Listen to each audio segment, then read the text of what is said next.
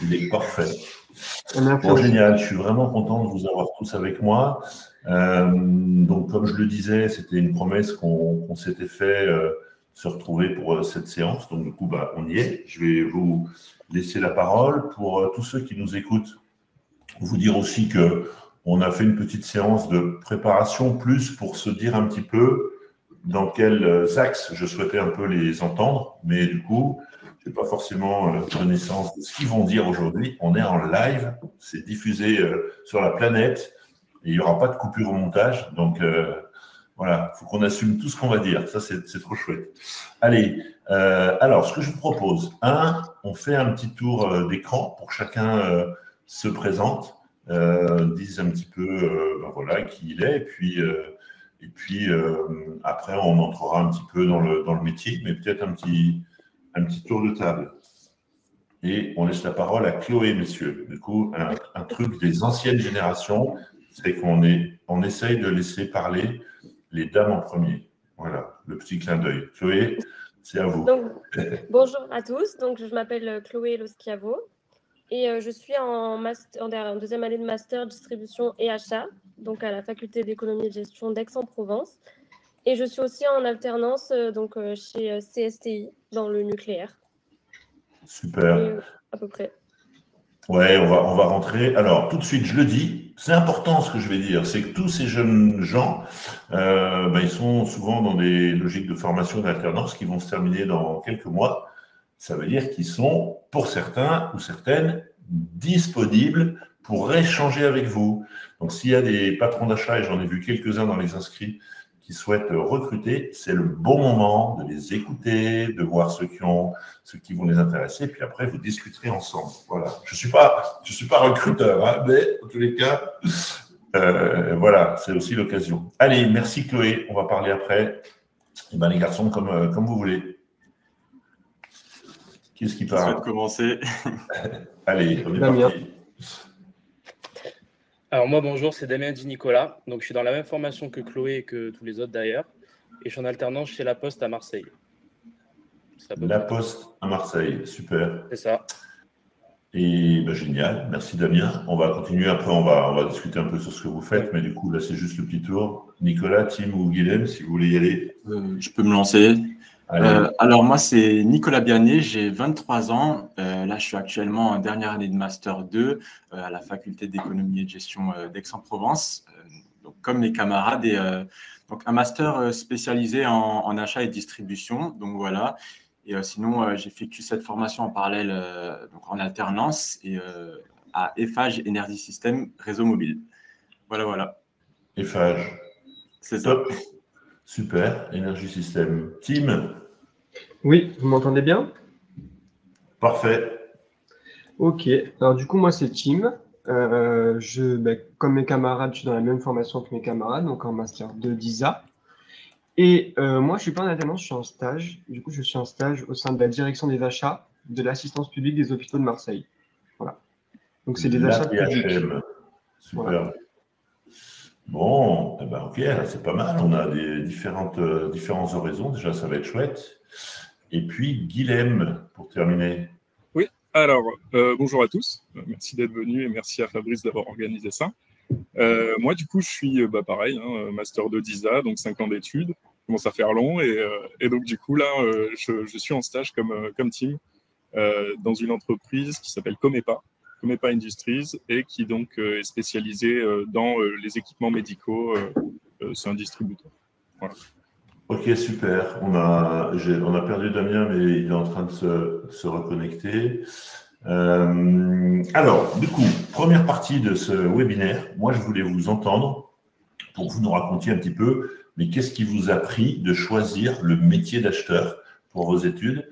Est-ce que c'est un pari, un jeudi soir qui a mal tourné? Est-ce que c'est le sens pour venir contredire vos parents? En tous les cas, voilà, souvent on rigolait, nous les plus anciens, en disant franchement, pour se retrouver aux achats, c'est qu'on n'a rien su faire d'autre, ça a changé. Mais du coup, parlez-moi de ça. Pourquoi les achats?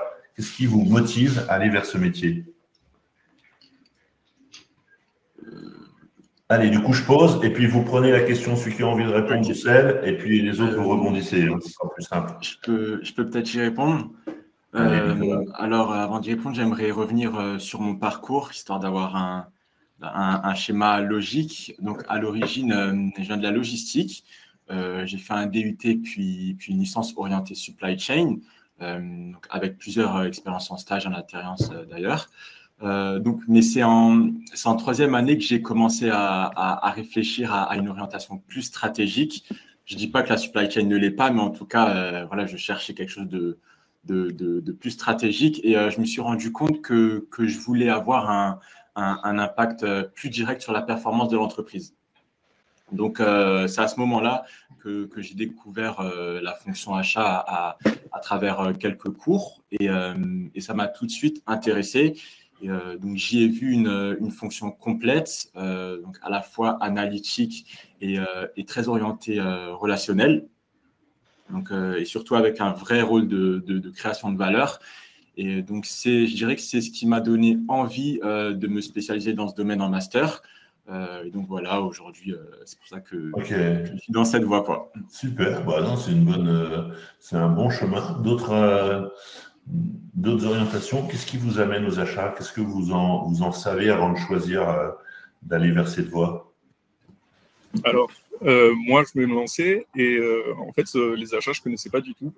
D'ailleurs, même quand je me suis orienté dans le master de logistique et des achats, ce n'était même pas un objectif pour moi, les achats. En fait, j'ai découvert la logistique en deuxième année pendant un stage.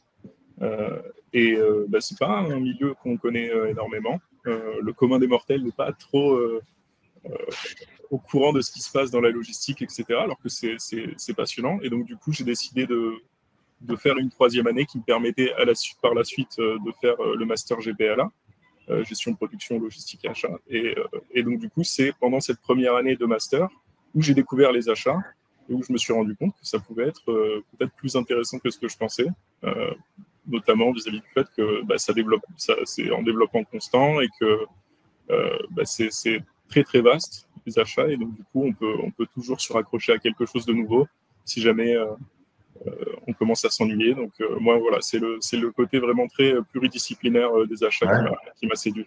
Ok. Allez, d'autres réactions sur pourquoi ce métier d'acheteur? Alors moi, c'était si je prends la parole pour ma part, c'était pareil que Nicolas, j'ai fait des formations très axées logistique et j'avais un petit peu des cours d'achat, mais où on voyait vraiment les notions de base. Et c'est vraiment ce qui m'a intéressé le plus, c'était le côté un petit peu diversité des missions. Je voyais qu'on pouvait négocier, qu'on analysait des offres, qu'on contactait des fournisseurs. Donc, c'est vraiment tout ça qui m'avait plus motivé que la logistique, pour être honnête. Et c'est donc ce qui a fait que je me suis spécialisé dans ce master GPLA DISA par la suite. Et du coup, mon alternance chez La Poste, elle confirme cet attrait pour les achats, je dirais. Ouais, du coup, c'est ce qui va m'intéresser aussi, c'est entre ce qui vous a motivé à le faire. Et puis après, on va parler un petit peu de ce que vous avez commencé à voir, du coup, puisque vous êtes tous soit en stage, soit en alternance. Et du coup, on va parler un petit peu, en effet, des premières découvertes, de se dire, voilà, alors, sachant que autant d'entreprises, autant d'expériences, autant de postes, des fois autant de managers, ça peut influencer un peu ce que vous vivez, hein. Mais en tous les cas, c'est aussi intéressant de partager. Chloé, du coup, pourquoi le métier d'acheteur? Pour ma part, c'était vraiment comme Guilhem. Je n'avais pas du tout connaissance des achats avant ma première année de master. Donc, c'est vrai que j'ai choisi un peu ce master au départ. C'était la continuité de mes études. Ouais. Et donc, on avait une partie logistique et une partie achat. Et en effet, les cours d'achat m'ont beaucoup plu et m'ont beaucoup intéressée. Et j'avais envie d'en savoir plus aussi. Et donc, je me suis orientée vers le master distribution et achat. Et en effet, ça a confirmé aussi mon envie de faire des achats. Du fait que la fonction achat est maintenant stratégique et il y a beaucoup de choses à développer, je trouve, dans la fonction achat maintenant. Et voilà. Ok. Du coup, ça me fait penser, là, quand je vous écoute un peu, ça, c'est un point qui est quand même un point dont on a du mal à se départir. C'est que du coup, on reste quand même sur un métier qui est pas très connu, quoi, du coup, au final, hein. Parce que moi, si je rajoutais, moi je suis plus vieux que vous, mais moi j'ai fait les achats, c'était un pari que j'ai fait avec un copain qui avait postulé à un offre d'acheteur, j'avais dit, je te parie que je vais gagner, et après avoir parié, je lui dis, merde, mais du coup, c'est quoi acheteur? C'est dans quelle boîte? Voilà, bon, je suis bien tombé. Mais du coup, on reste encore sur ce métier, n'est pas connu, dont on ne parle pas. Et si vous ne croisez pas le bon prof qui vient faire la bonne intervention dans l'école, on peut passer un peu à côté, hein, vous confirmez? Effectivement, oui. Totalement, ouais. Je suis d'accord. Ok. Bon, ben voilà, ça c'est juste un petit clin d'œil à mes amis du CNA. Vous avez encore un peu de boulot, quoi. Donc c'est bien de donner des trophées, mais pensez à bien communiquer. Il manque allez, moi, ok, monsieur. donc du coup, super. Pardon? Vous m'entendez? Ouais, ouais, je Oui. vous entends. Alors du coup, moi, c'est un peu similaire à Guillaume, puisqu'on a un peu un parcours, on a le même parcours en fait. Les achats, je connaissais pas du tout, c'est pas quelque chose qui est connu, enfin on nous en parle pas trop à l'école honnêtement. Et moi, j'ai découvert en stage en deuxième année, donc j'ai fait un stage dans les ressources humaines. Et en fait, ça se trouve que j'ai fait un peu le tour de l'entreprise et j'ai discuté avec tout le monde, j'aime bien. Et c'est comme ça que j'ai découvert le métier d'achat et c'est comme ça que je me suis renseigné sur le master GPLA. Donc, on a fait une licence AES, un peu une licence tremplin pour nous permettre d'accéder directement au master. Et moi, pourquoi j'aime bien les achats dans le sens, on parle de la pluricité des missions, mais ce que je voudrais dire, c'est qu'en fonction des entreprises, là où on travaille, les achats, ça peut être totalement différent. Par exemple, je pense, en tout cas, ça c'est mon avis, que Guillaume ne fait pas du tout les mêmes achats que moi je fais. Et c'est là où c'est intéressant aussi, en fonction des secteurs là où on se spécialise. Si on va dans le médical, si on va dans la cosmétique, si on va dans le transport, eh ben, on peut vraiment avoir une nouveauté. Donc c'est vraiment un métier où on peut, entre guillemets, pas se lasser. Il y a toujours des nouvelles choses à apprendre et c'est en ce sens que je trouve que c'est intéressant. Voilà. Super. Teams, super. En effet, c'est un métier qui peut être très, très varié. Ouais, il faut juste recaler un peu la caméra, qu'on profite bien de tout le visage. Parce qu'après, du coup, ça va se terminer, puis il va nous rappeler, il va dire, ah, quand même, vous auriez pu me dire qu'on voyait mon front. Donc, il faut qu'on lui dise maintenant. Alors, du coup, est-ce qu'il y a quand même, donc ça, du coup, vous découvrez un petit peu tout ça, mais est-ce que vous avez des attentes? On va prendre, on est encore un peu là dans ce que vous imaginez ou ce que vous attendez, puis après, on va aller un peu dans la réalité déjà de ce que vous vivez. Mais quand vous avez choisi cette voie, ces études, est-ce qu'il y a des choses où vous vous dites, voilà, ça c'est une attente forte dans la manière dont moi j'ai envie de travailler. Du coup, une fois que vous avez passé un peu la phase de découverte, en disant, ah tiens, ça peut être les achats, est-ce qu'il y a quelque chose aujourd'hui qui continue à être important pour vous en termes d'attente? Alors, ça peut être aussi un petit peu au-delà des achats, hein. Des fois, c'est aussi dans ce que je veux faire, dans quelle boîte j'ai envie de bosser, etc. Mais c'est quoi l'attente qui est très forte là? Vous êtes en train de démarrer, vous allez bosser une quarantaine d'années environ, sauf si vous faites fortune avant, mais il va falloir bosser. Donc, du coup, c'est quoi la grande attente là du métier, vous qui terminez les études? Alors, pour moi, la grande attente, honnêtement, ça va être une certaine liberté, je pense. Essayer de trouver une entreprise où c'est assez horizontal et où, du coup, en tant qu'acheteur, on est libre de faire, pas évidemment ce qu'on veut, mais quand même d'avoir une certaine liberté pour pouvoir faire des choix, notamment au niveau des fournisseurs.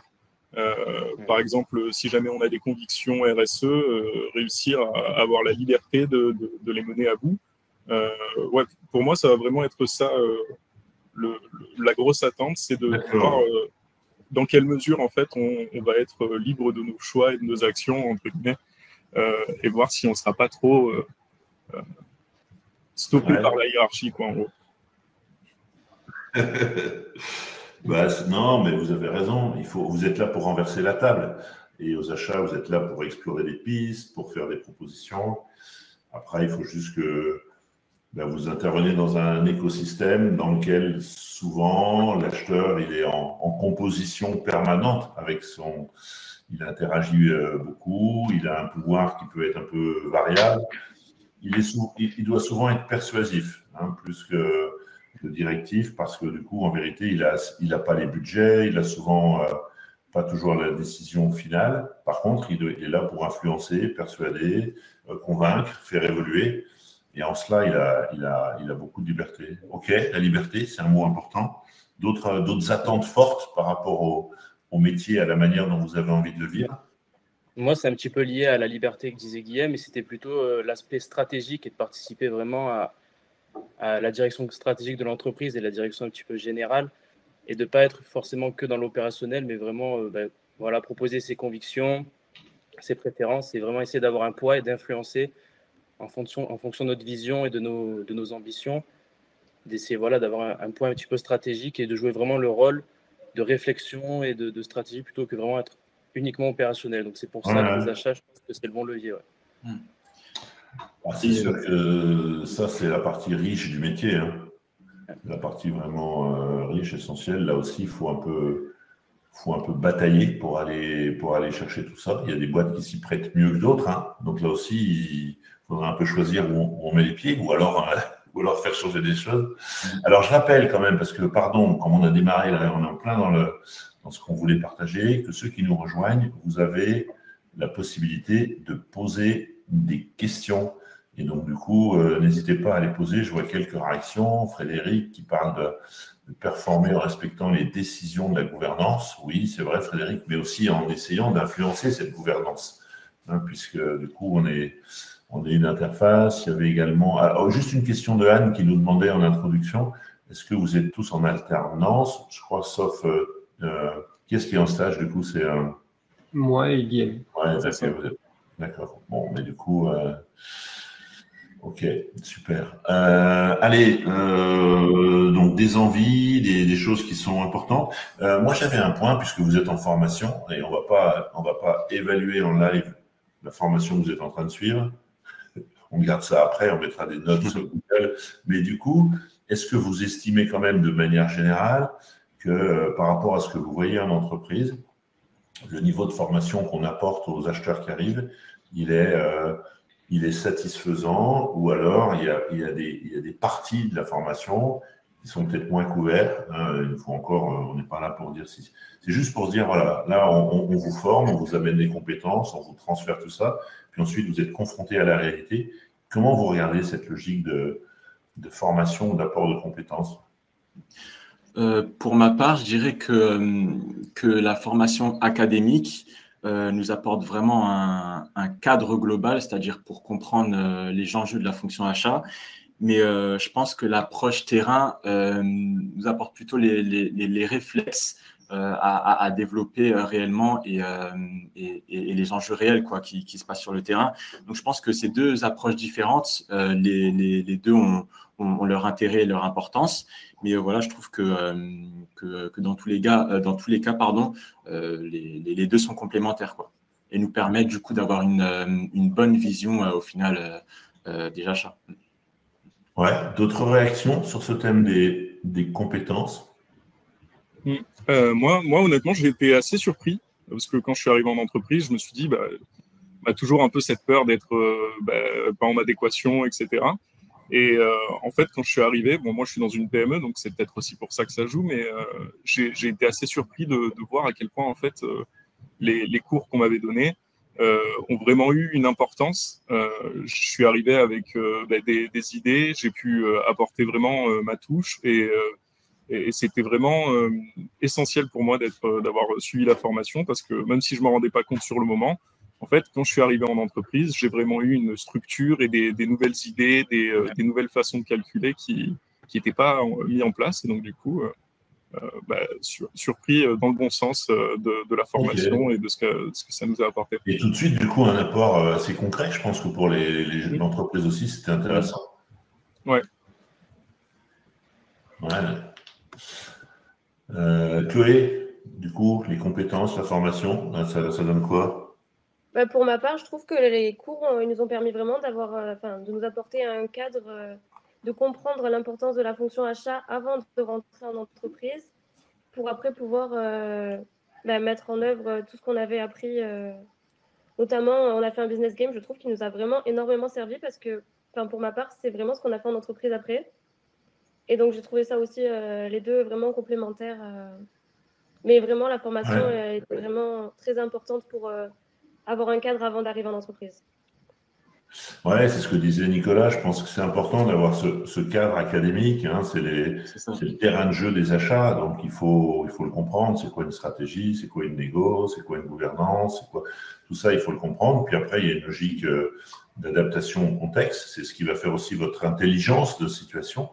Et là, c'est vrai que d'avoir pas loin de vous des gens qui peuvent un peu vous transmettre leur vécu, hein, pas pour faire la même chose, mais pour expliquer comment, dans certains contextes, c'est pas la même chose quand on est aux hôpitaux de Marseille, à la Poste, chez FH, mais pour autant, on est quand même sur le métier achat. Donc, du coup, c'est bien d'avoir cette dualité. Je crois que ce master d'Aix, il est assez reconnu pour ça. Et vous avez, je le sais, des très bons intervenants. Allez, on a des premières questions, on va les prendre. Merci. Delphine, elle nous pose une question. Et là, j'ai peur qu'on ouvre la grande boîte Delphine. Delphine, alors, qu'est-ce qu'elle nous dit? Quels seront pour vous les plus grands changements dans la fonction achat dans les prochaines années? Donc, je rappelle que ce webinaire est enregistré. Donc, je vous propose d'essayer de répondre. Et puis, dans 10 ans, on se fait un webinaire 2, le retour. Alors, c'est quoi les grands changements là, qui sont devant nous là? Moi, je veux bien essayer de répondre. Allez, volontiers. Alors, on y va. Après, moi, j'ai un prisme un petit peu différent parce que je suis en achat public. Mais pour moi, les grands changements, ça va être surtout plus de RSE dans les contrats. Donc, bon, ça sera encore plus vrai pour les achats publics parce qu'à l'heure d'aujourd'hui, honnêtement, c'est assez faible. Mais je pense, et d'ailleurs, j'espère en tout cas, qu'on va commencer à réfléchir un peu plus sur les enjeux environnementaux et sociaux et que à long terme, on va avoir des contrats qui vont être un peu plus tournés, des contrats verts, entre guillemets. Et je pense que ça, on va devoir l'intégrer de plus en plus dans… Bon, je vais parler d'analyse des offres parce que ben là, du coup, moi, c'est mon terrain, mais pareil pour le privé, je pense que les choix vont se faire de plus en plus sur la base de critères RSE que sur des critères de coûts. Les coûts, ça commence à être un peu dépassé, quoi. Voilà. C'est juste… Ça, c'est bon, Tim, il plante le drapeau là, au milieu de la discussion. Alors, ok, en tous les cas, il y a un terrain de jeu RSE, c'est clair, et Tim y croit, et il espère aussi que ça va être quelque chose qui va prendre de l'importance. Est-ce que c'est partagé, ça, par exemple, Guilhem, dans une PME, ce regard sur la RSE? Comme nous, on fait des équipements médicaux, c'est vrai que cette question-là, elle reste quand même assez centrale dans notre entreprise parce que on a quand même pas mal de fournisseurs à l'étranger, donc on essaye de voir un petit peu comment est-ce qu'on peut baisser, par exemple, notre empreinte carbone. En tout cas, on sait qu'on la suit de très près avec notre pôle RSE. Et aussi, il y a une grosse question qui va se poser sur les équipements à usage unique, qui sont une bonne grosse part quand même des équipements médicaux, parce qu'il y a des questions de stérilisation, etc., pour l'utilisation en bloc opératoire. Donc, c'est vrai qu'il y a cette question-là d'usage unique qui est à remettre en question et qui est en train d'être remise en question avec des équipements qui sont facilement stérilisables, mais aussi qui peuvent durer plusieurs usages et donc du coup régler ce problème-là. Ok. Et effectivement, je vais reprendre les deux, enfin ce point qu'ont pris et qu'ont évoqué mes camarades. Le premier enjeu, je dirais que c'est plutôt la transition écologique. Je suis d'accord avec ça. Et donc les entreprises sont de plus en plus attendues sur leur engagement environnementaux. Donc nous, acheteurs, nous devons intégrer ces critères RSE dans nos décisions, réduire notre empreinte carbone et aller vers des pratiques beaucoup plus responsables. Et pour ma part, enfin, ce que je fais en entreprise au sein des FH, on a mis plein de choses en place à ce sujet. Par exemple, notamment avec notre plateforme BlueOn, qui nous permet dans nos décisions d'achat de voir l'empreinte carbone des éléments qu'on achète. Et sinon, on peut aussi parler d'une charte achat responsable qu'on fait signer à tous nos collaborateurs. Donc voilà, c'est des éléments notables qu'on peut évoquer, quoi. Pour vous faire part, moi, de mon expérience un petit peu aussi concrète chez La Poste, quand on lance des consultations, on a de plus en plus de critères RSE dans nos consultations. Et en fait, comme le disait Tim, c'est vrai que l'impact financier dans l'analyse des offres, etc., prend de moins en moins de place. Et on donne un coefficient de pondération plus important à la RSE par moment. Donc, c'est vraiment un sujet qui prend de la place et on doit vraiment intégrer ce genre de critères. Et donc, c'est vraiment, je pense, l'enjeu principal des futures années. Et je sais que chez La Poste, par exemple, ils sont vraiment pas mal engagés et on en parle souvent dans nos réunions achats, par exemple. Allez, ok. RSE, transition number one. Est-ce qu'il y a un deuxième sujet où vous dites ça, vraiment, ça va être un gros changement dans le métier dans les prochaines années? Alors, soit vous le sentez, soit vous l'espérez, soit vous en avez peur, mais qu'est-ce qui pourrait changer? Moi, j'aimerais parler d'un enjeu important aussi qui est la sécurisation des approvisionnements.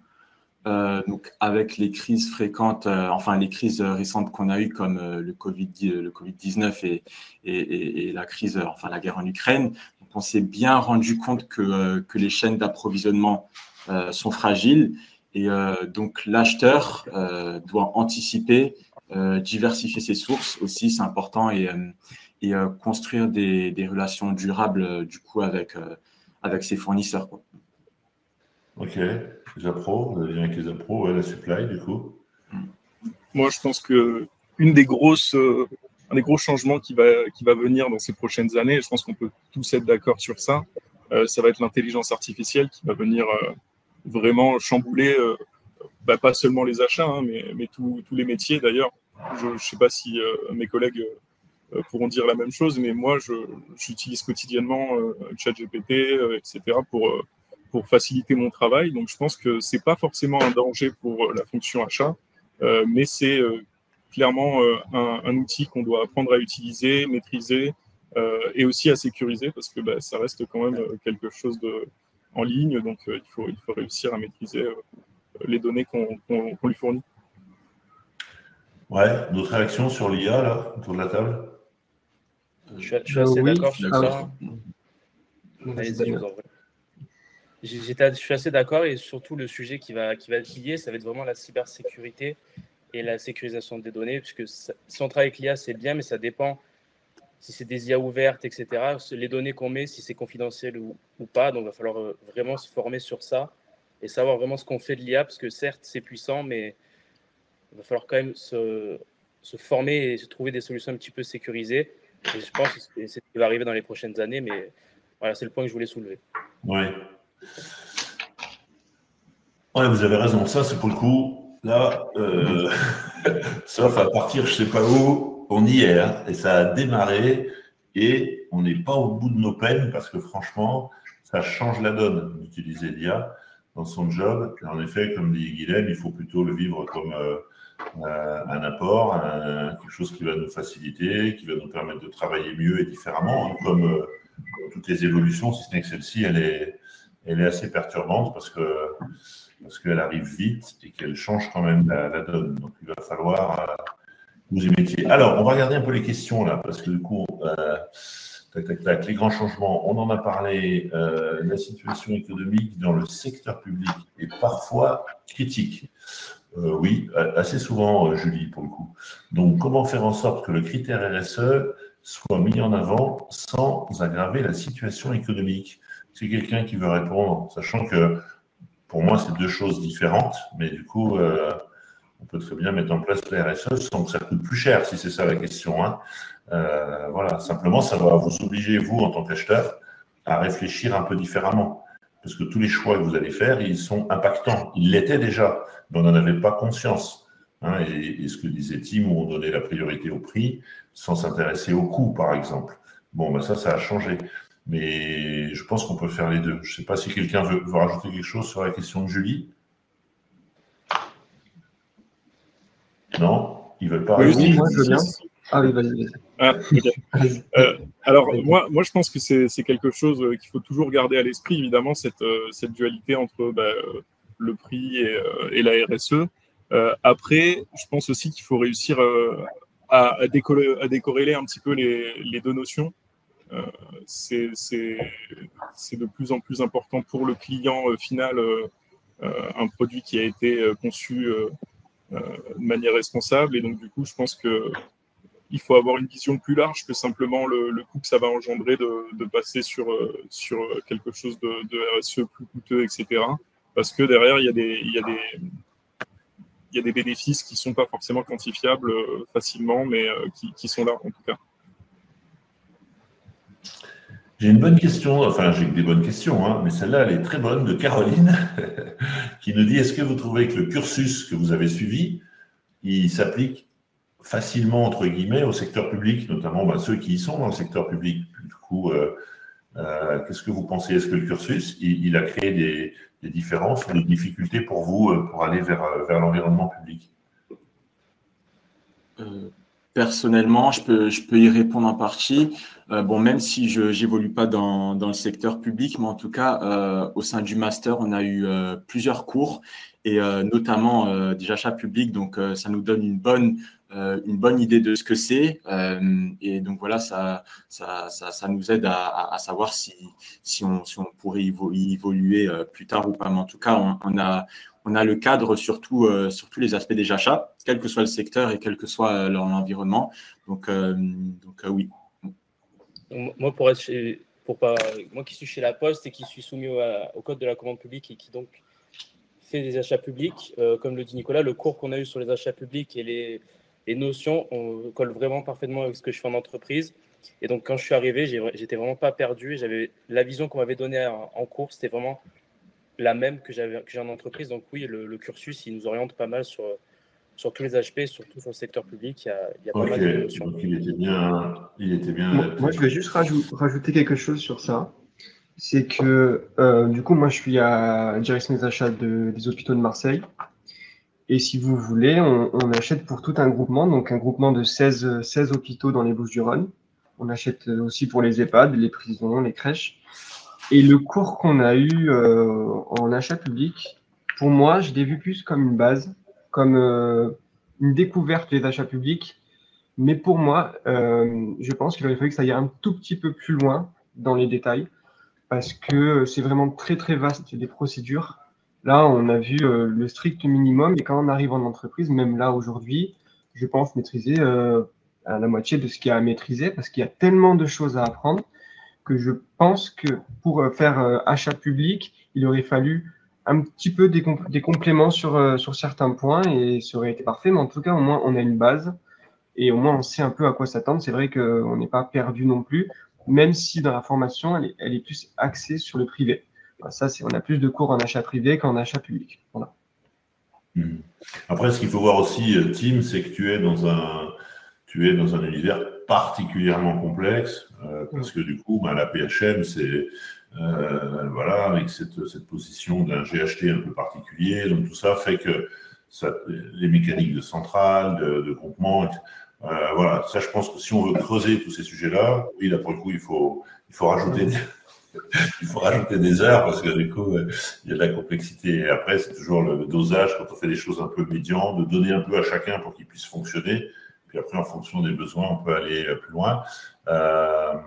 Alors, attention, Pierre, un acheteur n'est pas un juriste. Ah, ça y est, on est parti sur les débats acheteur-juriste. On est d'accord, les acheteurs, ils font des achats et les juristes, ils font du droit. Et après, les deux, ils travaillent ensemble. Et on aime bien que les juristes, ils aient un peu la connaissance du métier de l'achat et que les acheteurs, ils aient quelques connaissances juridiques. Mais c'est bien deux métiers différents. Alors, Amandine, elle va nous demander où est-ce que vous allez être dans 10 ans. Elle est curieuse, cette Amandine, mais on va attendre un tout petit peu avant que vous répondiez à cette question. Tiens, une question là pour les entreprises, puisque vous êtes en alternance, vous arrivez dans des entreprises. Une question de Benoît. Alors, peut-être qu'il l'a posée. Attendez voir, comme il dit ça, ressentez-vous un réel accompagnement? Alors, peut-être que je vais transformer sa question de la part de l'entreprise. Moi, l'idée, c'est quand vous arrivez dans l'entreprise, comment vous êtes un peu accompagné dans votre prise de poste, dans vos responsabilités? Est-ce que les entreprises, alors là, on a un mini sondage, mais du coup, est-ce qu'elles... parce que vous savez, on entend beaucoup parler de cet onboarding, de dire quand il y a des nouveaux collaborateurs, alors ça vaut pour des gens plus expérimentés, mais aussi pour vous. Comment, vous qui arrivez, on vous a permis de rentrer sur le chemin là? C'était bien fait dans vos entreprises ou il y a des choses qu'on peut améliorer? Personnellement, j'ai été très bien intégré au sein des FAGE et ils ont une vraie politique, en tout cas, pour accompagner les alternants. Et donc voilà, le onboarding a été très bien. Et sinon, il y a un vrai suivi. J'ai la chance personnellement d'avoir une tutrice qui m'accompagne tous les jours et qui m'apprend des choses et des collègues en général. Donc franchement, je suis très satisfait de cette expérience et j'espère que ça l'est tout autant pour mes camarades. Ça, c'est un clin d'œil à la DRH des fans. Là, ils vont marquer 4 points, là, bing, bing, bing, bing, bing. D'autres remarques. Après, ce que j'attends pas de vous, bien sûr, c'est que s'il y a des choses qui sont plus sensibles, on n'en parle pas, mais d'une manière générale, voilà, quand on arrive, qu'on n'a pas forcément de point de repère, parce qu'il y a des choses qui ont bien marché. Bon, Nicolas le dit, et on sait que dans les grands groupes, il y a souvent des politiques qui sont assez rompus à toutes ces mécaniques-là. C'est pas toujours, voilà, pareil, Guilhem, toujours pareil. Guilhem, PME, comment vous arrivez, Guilhem, comment on vous accompagne dans cette prise de poste? Eh ben moi, ça s'est très bien passé. J'ai eu justement, en fait, on est deux dans les achats. Il y a le stagiaire qui est moi et mon supérieur qui est Valentin Ménard. En fait, ouais, ça s'est très bien passé. La première journée, il m'a présenté un peu tous les tableaux Excel, parce qu'il y en a pas mal quand même pour faire le suivi des stocks, des livraisons, etc. Voilà, c'est un peu un labyrinthe, mais du coup, voilà, il a pris le temps de m'expliquer un peu comment tout fonctionnait. Et puis ensuite, on a avancé, quoi. On se fait face, donc finalement, si jamais j'ai une question, c'est assez facile. Donc non, moi en tout cas, globalement très satisfait de ce suivi-là que j'ai eu à Comépa en tout cas. Ok. Tac. Caroline, elle fait son marché, mais elle a raison. Caroline, elle recherche un alternant en Master 2 et nous demandons si ce type de cursus pouvait nous correspondre. Et je vois que oui, donc du coup, c'était plus un commentaire. Si je peux me permettre, Caroline, Caroline, je vous laisse contacter Madame Audrey Anand pour lui faire part de votre besoin. Elle saura le relayer, du coup, Madame Anand, qui est la directrice de notre master. Voilà. C'était juste le petit moment de pub. Audrey, n'hésitez pas, bien sûr, à contacter aussi Amandine, qui est pas loin là, et qui peut aussi donner des informations. Alors, on a parlé un peu des compétences, de la formation, du poste. Alors, parlez-moi quand même de quelque chose qui vous plaît pas trop, parce que du coup, bon là, on raconte un peu tout ce qui se passe bien, mais il y a quand même des choses forcément qui marchent un peu moins bien, soit au niveau du métier, dans les choses que vous, voilà, par exemple, je sais pas, Guilhem, il nous parle de tous ces fichiers Excel, alors qu'il y a 3 minutes, il nous parlait de l'IA, donc du coup, je me dis, c'est quoi, c'est retour vers le futur, voilà. Donc, est-ce qu'il y a des choses dans le métier, en tous les cas, telles que vous le pratiquez, une fois encore, où vous dites, ça fait quand même partie des trucs, moi, qui me plaisent un peu moins, ou voilà, sur lesquels je suis moins mobilisé. Ouais, du coup, moi, vraiment, le souci, ça va être vraiment le côté chronophage de tous les tableaux Excel, un peu le désordre et le côté manipulation. En fait, il faut pratiquement tout faire à la main. Donc moi, c'est vrai que je pense que ce problème, il se pose parce que je suis dans une PME. Mais du coup, oui, c'est vrai que ça me prend beaucoup de temps. Heureusement, j'ai trouvé quelques moyens de l'automatiser, notamment avec des macros VBA. Je ne sais pas si ça vous dit quelque chose, mais voilà, sur Excel, j'ai réussi à filouter un petit peu et je gagne pas mal de temps. Mais c'est vrai qu'initialement, le côté manuel et remplissage de tableau prenait énormément de temps. Et c'est un peu le côté rébarbatif que je peux faire. D'autres situations ou activités qui vous intéressent moins, ou vous ne trouvez pas terrible, si jamais vous aviez à en parler à un ami le samedi soir en disant, quand même, ça, c'est le truc pas cool du métier, quoi. Il n'y a rien. Ils sont parfaits. J'aurais dû mettre un cancre au milieu de cette équipe-là. C'est moi qui me plains, merci.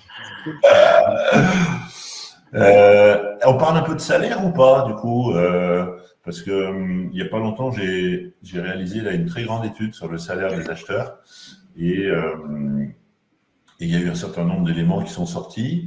Est-ce que, alors on ne va pas forcément parler de salaire uniquement, mais est-ce que dans les critères qui vous feront demain changer d'entreprise, choisir une entreprise, c'est quoi les éléments importants pour vous, en fin de compte? Qu'est-ce qui va vous mobiliser? Alors, ce serait premièrement le secteur de l'entreprise. D'accord. Quel type d'achat, si c'est achat privé ou public. Ensuite, il y aura plus l'aspect organisation de l'équipe, ambiance de l'équipe et ce qu'on me propose en termes d'avantages, mais pas forcément uniquement. En fait, je ne prendrai pas uniquement le salaire en critère. Ce sera plutôt un panier global que j'évaluerai en fonction de tout ce que je viens de citer. Voilà. Et le secteur, c'est important pour vous. OK. D'autres réactions, Chloé? Qu'est-ce Comment vous allez choisir la prochaine entreprise, du coup? Ça sera pareil que Damien, donc déjà le secteur. Parce que, par exemple, qu'on soit dans l'industriel ou dans la cosmétique, ça sera, je pense, totalement différent. Donc là, pour l'instant, je suis dans l'industriel et je pense que je m'orienterai plutôt du côté cosmétique, par exemple, parce que ça reste quand même assez complexe. Ouais. Et après, la taille de l'entreprise, je pense que ça compte. Et du coup, ça va aussi avec l'organisation. Parce que si on a une grosse équipe achat de 10-15 personnes et si on est 3, ça sera totalement différent aussi. Ok. Et après, les avantages, le salaire, évidemment, ça, il faut le prendre en compte. Ok. Et voilà.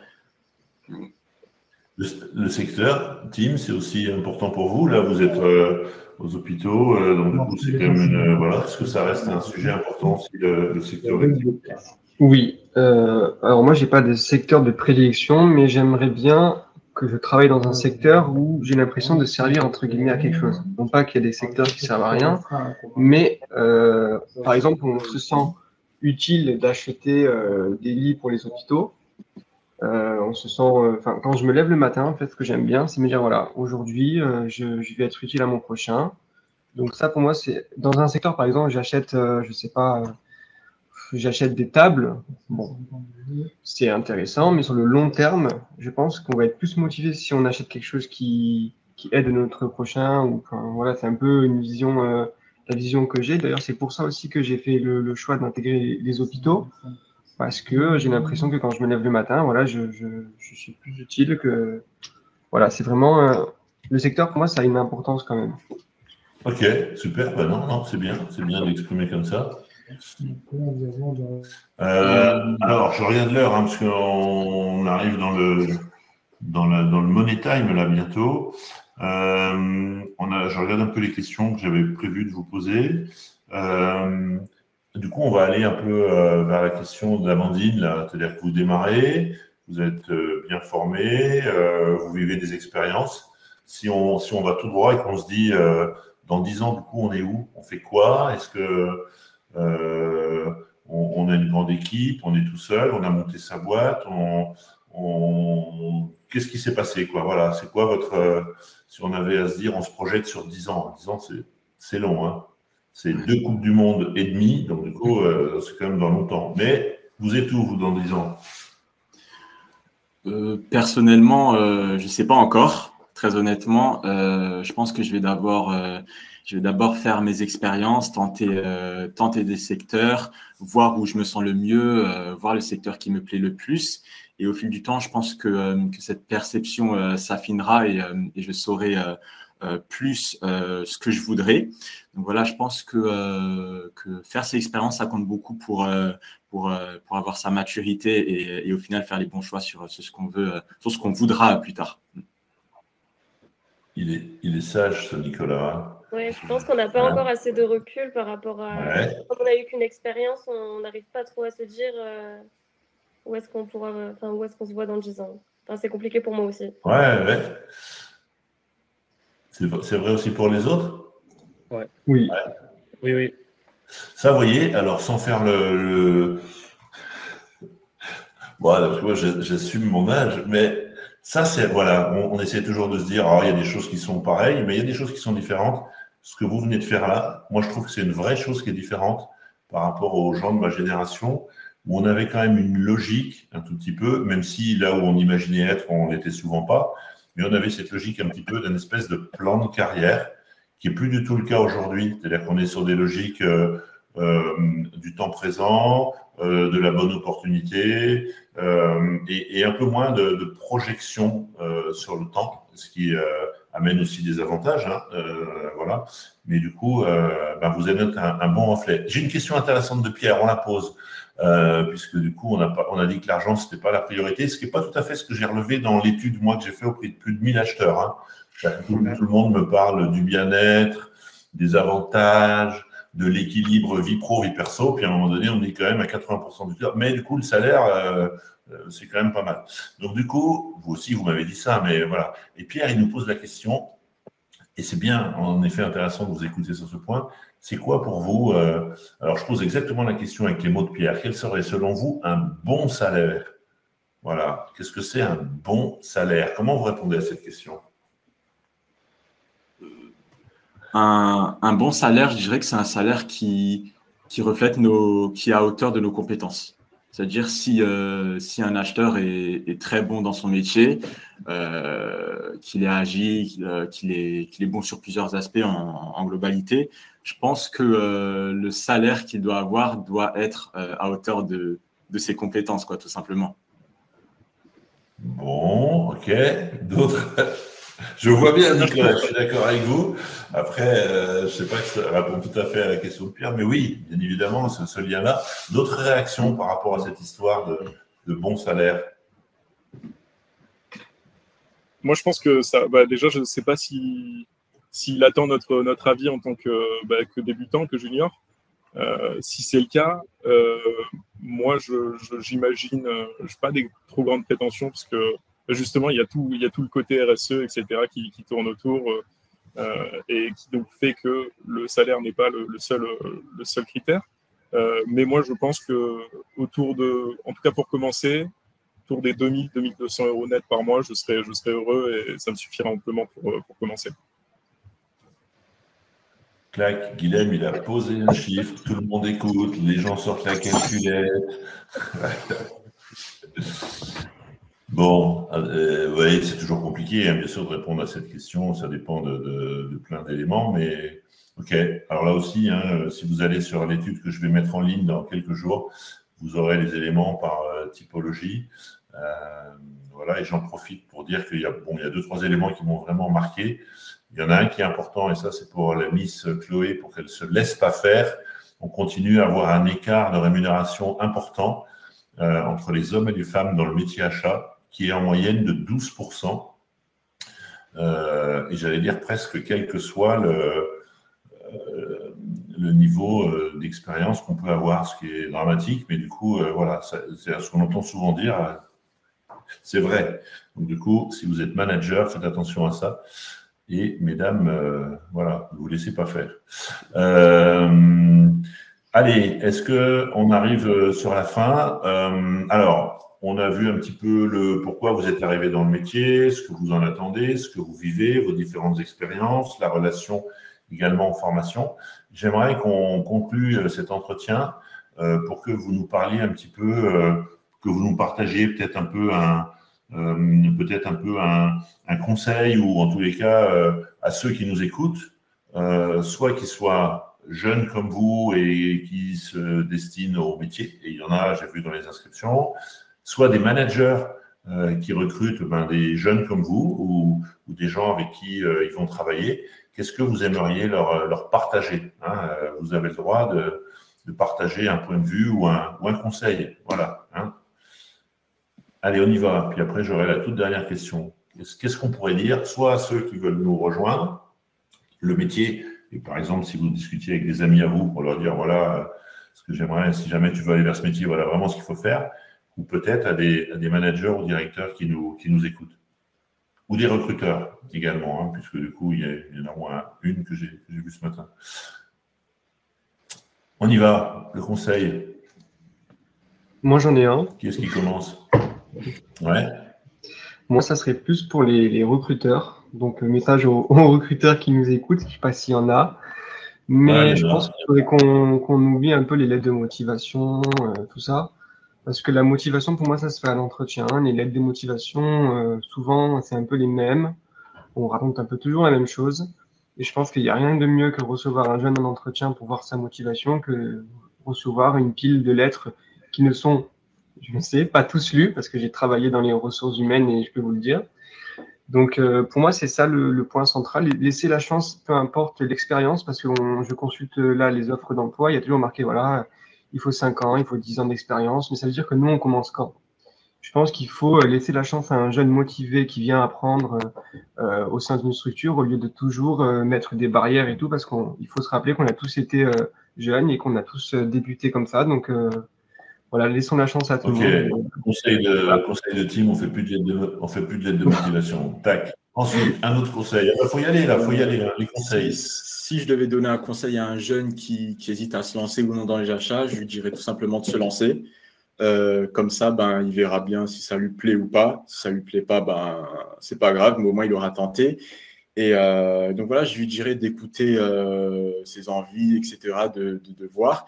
Et peut-être que ça marchera comme Fabrice Menello qui a tenté un pari à l'époque. Donc voilà, je lui dirais ça et peut-être qu'il suivra la même trajectoire. Quoi. Ouais, voilà, moi sur un malentendu, ça peut marcher. C'est ça. C'est ça. C'est ça. Je trouve que les achats, c'est une bonne porte d'entrée pour d'autres métiers si on veut évoluer aussi. Et qu'ils n'hésitent pas trop si des jeunes souhaitent se lancer. En fait, ça donne des compétences aussi bien humaines en négociation qu'aussi un petit peu d'analyse, etc. Donc, ils pourraient évoluer vers d'autres métiers en supply ou en commercial. Donc, je pense que dans tous les cas, comme il dit Nicolas, il faut se lancer. Voilà. Ces fameuses passerelles dont on parle. Allez, encore un ou deux conseils. Chloé? Moi, c'est un peu compliqué parce que je cherche encore. Enfin, je vous avoue que je suis pas totalement convaincue parce que mon expérience dans l'industriel, ça reste un peu compliqué. J'ai quand même encore du mal à voir ce que sont les achats et ce que ça pourrait être aussi. D'accord. Donc, je cherche des conseils plutôt quand écoutez, voilà, comme je vois là, que ça réagit beaucoup sur le chat, ils ont beaucoup, pendant que nous papotions, ils ont aussi beaucoup réagi. Du coup, ils vont se connecter à Chloé pour lui partager quelques conseils. Allez, la toute dernière question, et puis on aura vraiment tenu le challenge, et bravo à vous tous. Avant qu'on termine, là, c'est bientôt la coupure d'été. Est-ce que vous sauriez nous partager un conseil de lecture ou un conseil de vidéo ou de film que vous avez envie de nous partager? Peut-être que ça n'a rien à voir avec les achats, et peut-être même ça n'a rien à voir avec l'univers professionnel. Mais voilà, si vous aviez à nous partager un bouquin, un livre, un podcast, un film, qu'est-ce qu'il faut voir ou lire en ce moment? Allez, c'est la petite librairie d'apprendre les achats. Je peux me lancer. Je dirais directement le livre Négociator de Marwan Méry. Je sais qu'il a une très bonne réputation et d'ailleurs, c'est le livre qu'on a gagné lors du concours CNA en copartenariat avec le master d'Isacor, Challenge d'Isacor. Donc, je leur conseillerais de lire ce livre et donc voilà, c'est la petite touche que je peux. Allez, super. Voilà, il coche Négociator. D'autres conseils? Ça peut être dans un univers plus enfin pas forcément pro, comme vous voulez, mais un truc que vous avez envie de partager, de dire. Moi, j'ai un podcast de Tar Mansour, l'art du mentaliste, et qui parle un petit peu de psychologie et de négociation aussi. Donc, ça peut servir aussi bien au niveau perso qu'au niveau pro. Donc, je pense que ça peut être sympa aussi sur le format podcast. À l'intérieur des couples, ça peut servir des fois d'argumenter. Damien, on a bien compris le message. D'autres conseils, Chloé, Tim ou Guilhem? Moi, j'ai un podcast aussi qui est très bien pour dormir, notamment. C'est un podcast de BBC Nature et il est vraiment bien. C'est des petites histoires très sympathiques avec une voix très calme et des petits bruits de forêt en fond. Donc, soit vous êtes intéressé par l'histoire, soit vous êtes en recherche de sommeil. Voilà, ça marche très bien. Super, merci Guilhem, c'est top. Tim, est-ce qu'il y a un conseil? Moi, c'est plutôt une série Netflix. Donc, on n'est pas du tout sous le même registre, un peu moins sérieux là. Moi, ce serait Suite, pour ceux qui ne connaissent pas. C'est une série qui est, bon, c'est pas une série de 2025, hein, mais c'est avec Harvey Specter. Donc, c'est un personnage qui est assez charismatique et ça nous fait un peu rêver dans les prises de parole et tout ça. On prend quelques tips de communication aussi et puis ça nous fait passer des bons moments en famille en tout cas. Faut la faire voir aux juristes de la PHM là pour dire comment on peut jouer avec le droit un peu différemment. C'est ça, comment on peut contourner les règles, ça on va le dire. Mais... Super, Amandine elle adore Suite également. Allez, on laisse le mot de la fin à Chloé. Chloé, c'est quoi le méga conseil de l'été 2025? C'est dur comme question. Ah bah oui, c'est pour ça que je la pose.